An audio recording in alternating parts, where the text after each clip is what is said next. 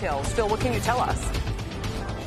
Kelly, Trevor Milton has been sentenced to 4 years in prison for his role in fraud committed at Nikola when he was the CEO. 2 counts of wire fraud, 1 count of securities fraud. The prosecutors were looking for 11 years in prison.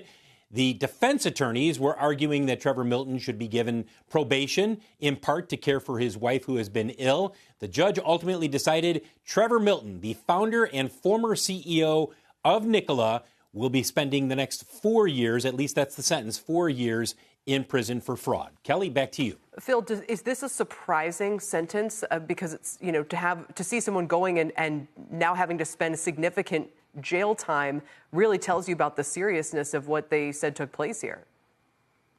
Well, these were serious crimes. I mean, if you were an investor and you bought into what Trevor Milton was selling when he was the CEO in the summer of 2020, you could make an argument. You could say, hey, look, this caused me a lot of financial harm. And what the judge ultimately had to decide was, did that harm that was caused by Trevor Milton making the claims that he made, the wire fraud claims as well as the security fraud, was that worth a decade in prison, or was it worth much less? And ultimately, he decided 4 years was the appropriate term. Also, keep in mind that in arbitration 2 months ago, Trevor Milton was determined that he will have to pay $165 million back to Nikola. Wow. And just for one more thing to keep in mind, Kelly, he still owns 52 million shares of Nikola. Wow. So we're waiting to get some details from the courtroom in terms of what he will have to give up financially in addition to this sentence of 4 years. All right, Phil, thank you for bringing that to us.